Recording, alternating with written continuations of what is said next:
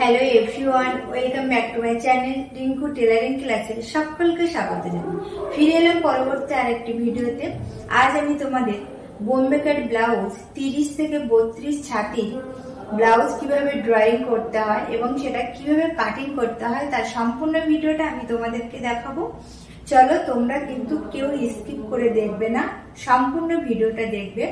আর কোথাও না বুঝতে পারলে আমাকে অবশ্যই কমেন্ট করে জানাবে।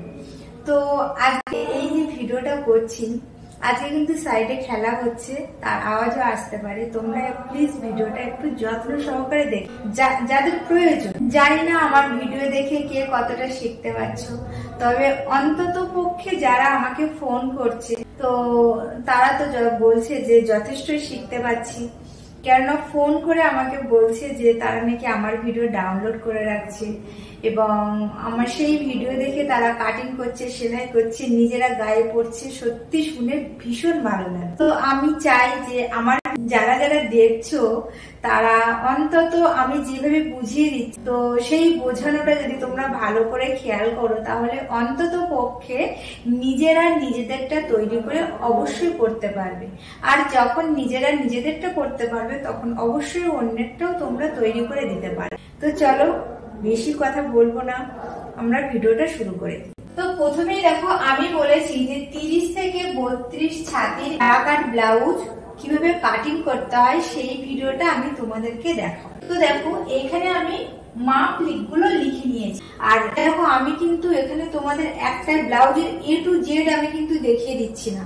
আমি আগেও বলেছি, আগের দুটো ভিডিওতে, আজকের ভিডিওতেও বলছি, শুধুমাত্র বোম্বে কাট ব্লাউজের সামনের প্রত্যেকটা পার্ট কিভাবে বের করতে হয় সেই ভিডিওগুলো দেখছি। কেননা এই প্রত্যেকটা পার্ট যে বের করতে পারবে সে আশা করি হাতা এবং পিছনের পার্ট অবশ্যই বের করতে পারবে। চলো, আমরা শুধুমাত্র সামনের পার্ট গুলো বের করতে গেলে যে মেজারমেন্ট গুলো লাগে সেইগুলো আমি তোমাদেরকে দেখিয়ে দেবো। তো প্রথমে দেখো, বলেছে ঝুল। তো 30 থেকে 34 ছাতির ব্লাউজের একটা ব্লাউজের ঝুল হচ্ছে সামনের পার্টেরটা কাটিং করতে গেলে 14 ইঞ্চি যথেষ্ট। দেখো, এখানে বলছে ঝুল 12 ইঞ্চি, তার সাথে আমি দেখো 2 ইঞ্চি যোগ করেছি, যেহেতু এটা আমি সামনের পার্ট কাটিং করব সেই জন্য।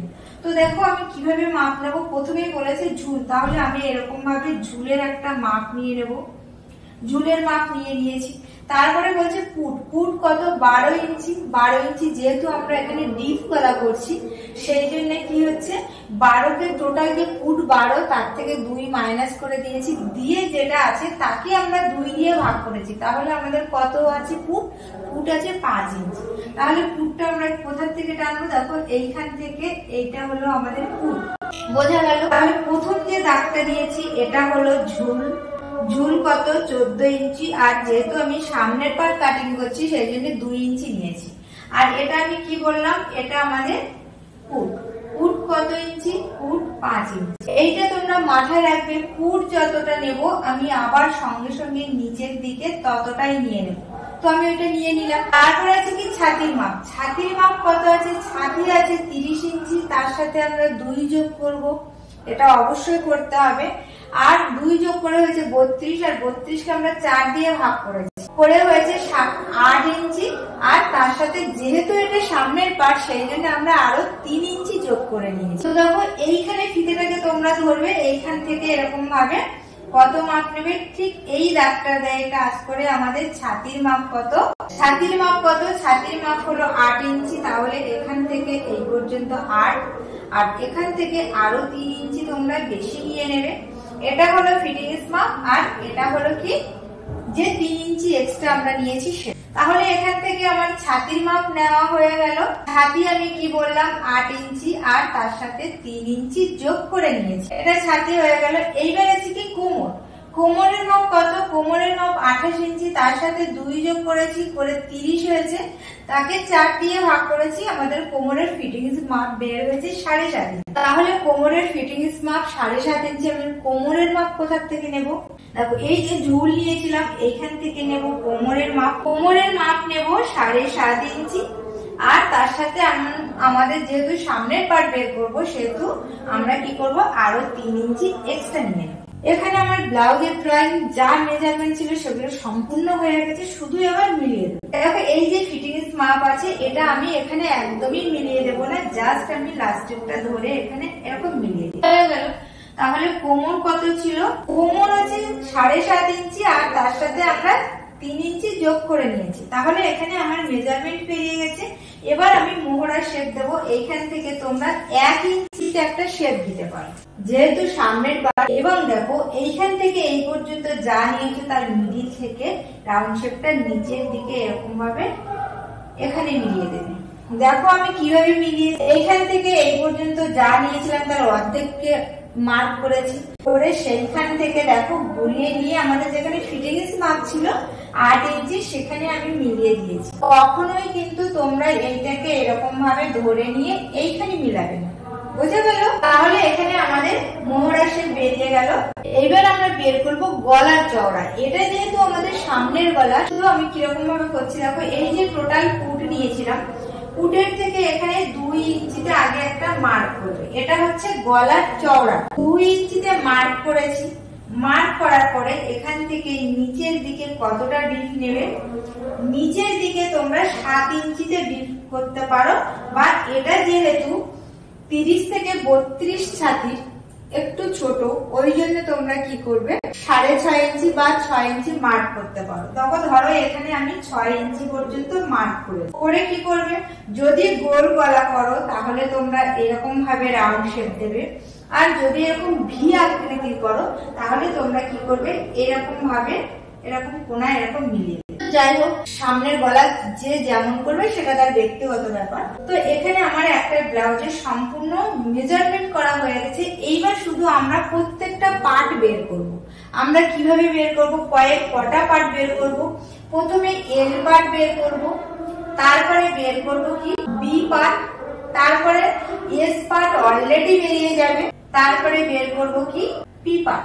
বোঝা গেল? তো প্রথমে এল পার্ট বের করব। এল পার্ট আমরা কি করব, সব সময় আমি আগেও বলেছি আজকেও বলছি, এল পার্ট আমরা সব সময় ব্লাউজের ঝুলের ওখান থেকে উপরের দিকে মাপ। তো দেখো প্রথমে আমরা এল এর মাপ বের করব। এল এর মাপ কি বলেছে দেখো, আমরা 30 থেকে 32 সাইজের এল বের করব। তো দেখো এখানে 30 থেকে 32 সাইজের এল এর মাপ 3.75 আর 2.75। বোঝা গেল? তাহলে 3.75 মানে চওড়া দিকটা, আর 2.75 মানে সরু দিক। চওড়া দিক কোন দিকে হয়, এইটা হলো আমাদের ভাঁজ লাইন, আর এই ভাঁজ লাইনের দিক থেকে আমরা 3.75 এর মাপটা প্রথমেই নিয়ে নেব। তাহলে 3.75 আমরা এইখান থেকে এরকম জায়গায় একটা মার্ক করে নেব। আমি তো এখানে ফিতে ধরে করছি না, কিন্তু তোমরা কিন্তু অবশ্যই ফিতে ধরে মার্ক করবে। তো নিচের দিক থেকে 3.75 প্রথমে মার্ক করে নেবে।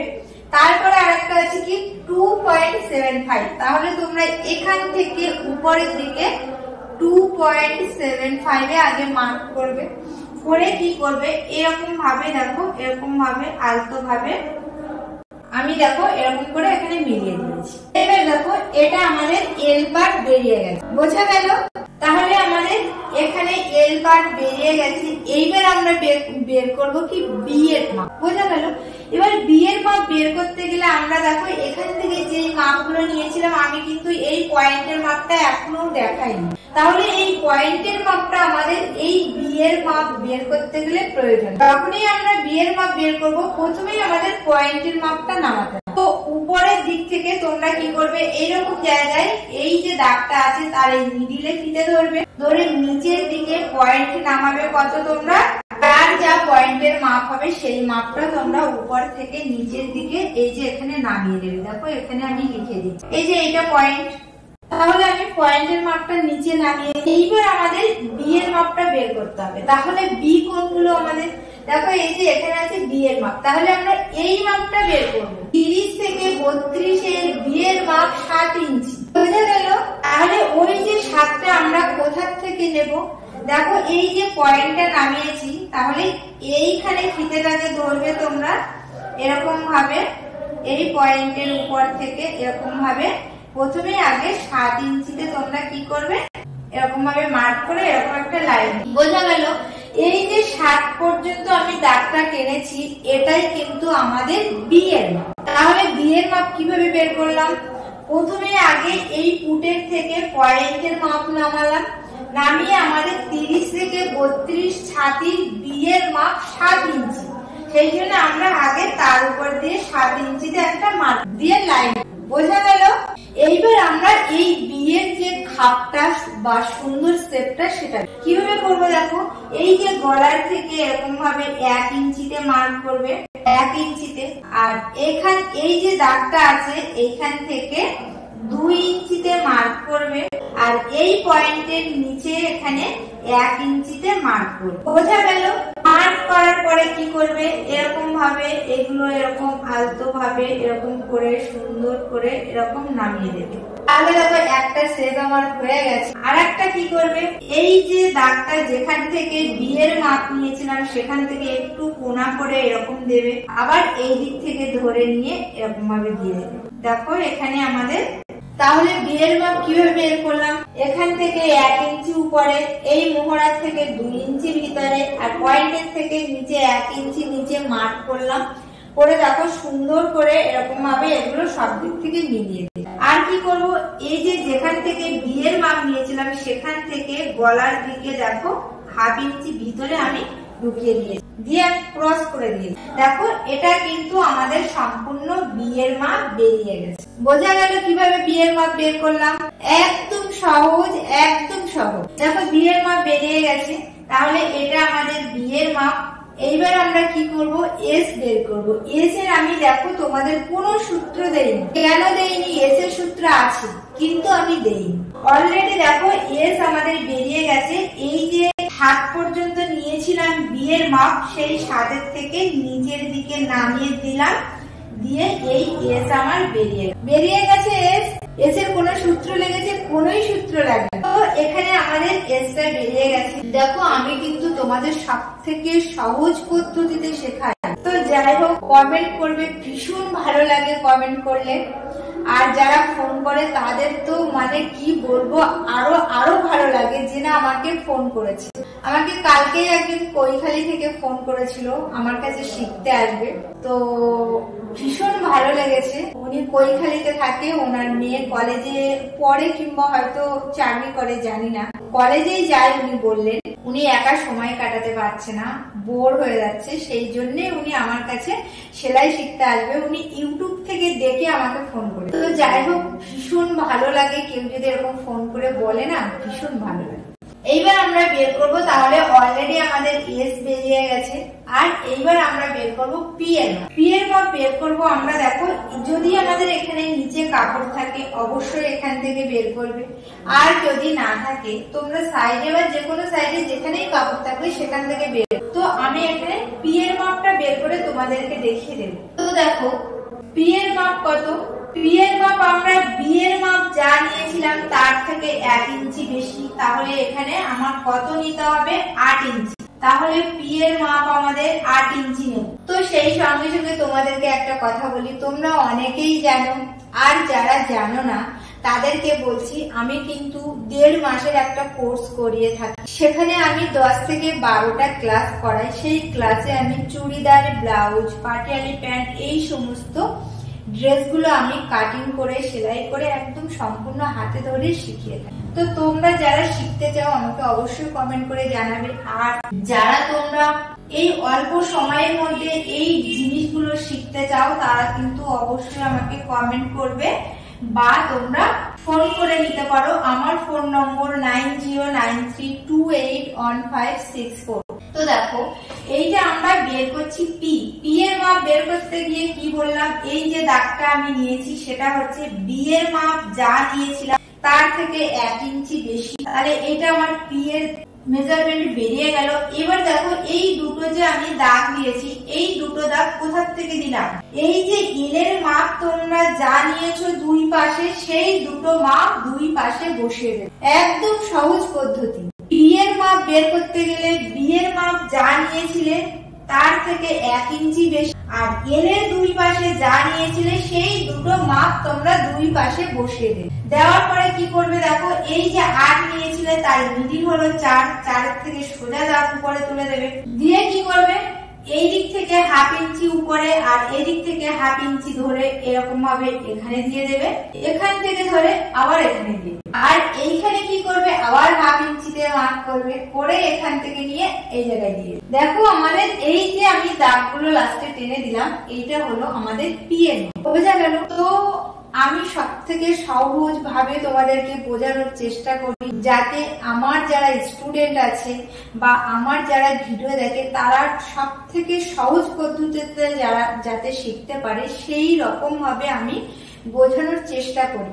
জানি না তোমরা কে কতটা কত সহজে বুঝতে পারো, কিংবা তোমাদের কাছে একটু কঠিন লাগে কিনা আমি কি করে বুঝবো তোমরা যদি আমাকে কমেন্ট করে না বলো। তো যাই হোক, ভিডিওটা যদি ভালো লাগে তাহলে অবশ্যই কিন্তু দেখতে দেখতে একটা লাইক করবে, আর যারা নতুন তাদেরকে বলবো অবশ্যই আমার চ্যানেলটা সাবস্ক্রাইব করে রাখো, কেননা কোনো না কোনো দিন কাজে লাগতে পারে। আমি এত সহজ ভাবে বুঝিয়ে থাকি এবং প্রত্যেকটা জিনিস সূত্র দিয়েই বুঝিয়ে থাকি। তো হয়তো যারা সেলাইয়ের মধ্যে আছো তাদের কোনো না কোনো দিন আমার ভিডিও প্রয়োজন হতে, তো আমি কোনো ভিডিও ছাড়লে যাতে তোমরা সহজেই পেয়ে যাও, সেই জন্য তোমরা কি করবে সাবস্ক্রাইব করে পাশে থাকা বেল বাটনটি প্রেস করে রাখবে। ওকে, তো আজ এই পর্যন্তই, দেখাবো পরবর্তী আরেকটি ভিডিওতে। সবাই ভালো থেকো আর সুস্থ থেকো। আর আজ 15ই আগস্ট সবাই ভালোভাবে কাটিও, সবাই ভালো।